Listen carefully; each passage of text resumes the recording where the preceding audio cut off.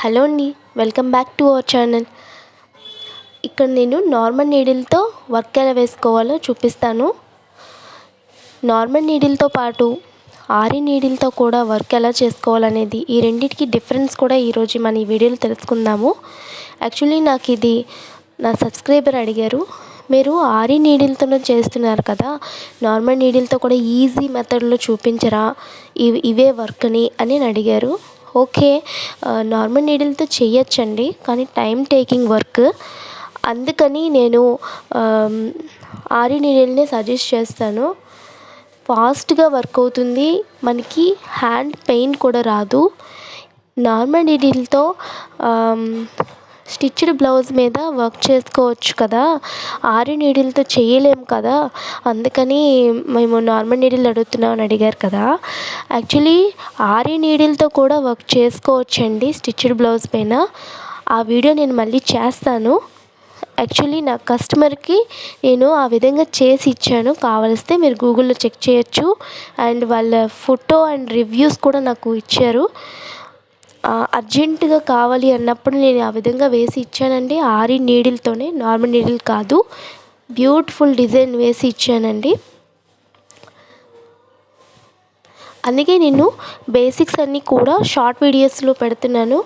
ఆరి నీడిల్తో ఏ విధంగా స్టిచ్ చేయాలి, chain stitch ఎలా వేయాలి, బీడ్స్ ఎలా స్టిచ్ చేయాలి, ప్రతిదీ కూడా పెడుతున్నాను. మీకు కావలిస్తే స్టిచ్డ్ బ్లౌజ్ మీద ఆరి నీడిల్తో ఎలా కుట్టచ్చు అనే దాన్ని కూడా నేను చేస్తాను, మీరు కామెంట్ చేస్తే.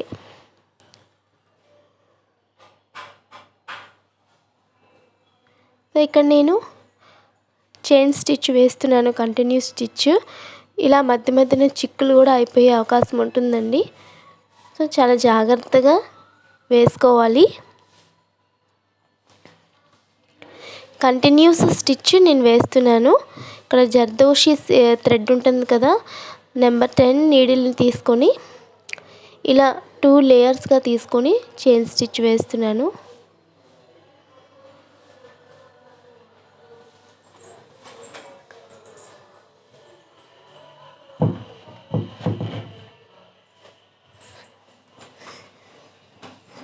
షుగర్ బీడ్స్ తీసుకుంటున్నాను. ఫస్ట్ 2 తీసుకొని దాని మధ్యలో నుంచి ఫస్ట్ ఉన్న షుగర్ బీడ్ని తీసుకున్నా. తర్వాత త్రీ షుగర్ బీడ్స్ తీసుకొని దాన్ని ఫ్రంట్కు ఉన్న బీడ్ నుంచి నీడిల్ బయటికి తీసుకున్నా. సో మనం ఏంటంటే ఇలా 3 లేదా 2 తీసుకున్నప్పుడు ఏ ప్రాబ్లం ఉండదండి నార్మల్ నీడిల్తో. కానీ 4, 5 తీసుకొని మధ్యలో నుంచి వేస్తేనే అది ఏమవుతుందంటే వంకగా వచ్చేస్తాయి. కింద స్టిచ్ పడినప్పుడు అవి మనం వేసుకునేటప్పుడు వేలబడినట్టుగా అనిపిస్తాయి. సో అందుకనే నేను కష్టమైన కూడా అది 3 లేయర్స్ పట్టే తీసుకుంటున్నాను. ఇక్కడ నేను ఆరి నీడిల్తో కూడా వేసి చూపిస్తాను చూడండి. చూసారు కదా, ఆరి నీడిల్లో ఏంటంటే ఎట్ ఏ టైంలో అన్నీ తీసుకున్నాను. 2 బీడ్స్ మధ్యలోని స్టిచ్ వేస్తున్నాను. ఎంత ఫాస్ట్గా అయిపోయింది చూసారు కదా. ఇక్కడ నెంబర్ 4 సైజ్ బీడ్స్ తీసుకున్నాను. ఇవైతే 2 తీసుకోవాలి, ఎక్కువ తీసుకోకూడదు. 2 తీసుకొని ఫ్రంట్కు ఉన్న బీడ్ మధ్యలో నుంచి నీడిల్ బయటికి తీసేయాలి.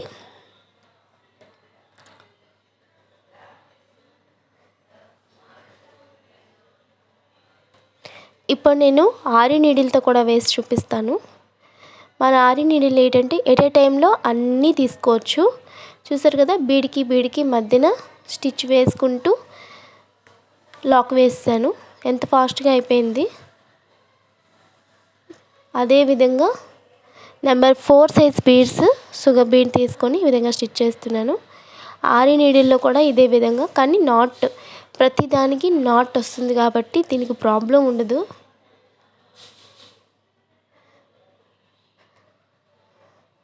సబ్స్క్రైబర్ అడిగిన దాన్ని బట్టి నేను నార్మల్ నీడిల్ ఆరి నీడిల్కి ఉన్న డిఫరెన్స్ చూపించాను. మీకు ఈ వీడియో అర్థమైందని అనుకుంటున్నా.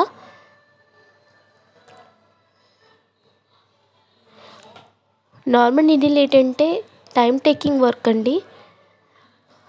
అదే వర్క్ని మనం నార్మల్ నీడిల్తో కూడా వేసుకోవచ్చు స్టిచ్డ్ బ్లౌజ్ పైన. నేను ఆ వీడియో చేస్తాను కంపల్సరీ. అండ్ ఈ వీడియో ఎలా అనిపించింది అనేది నాకు కామెంట్ సెక్షన్లో చెప్పండి.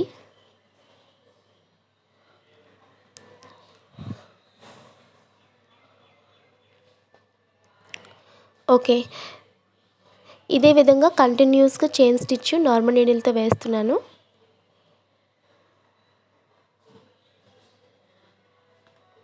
నేనైతే మాత్రం ఆరి నీడిల్ని బాగా సజెస్ట్ చేస్తానండి.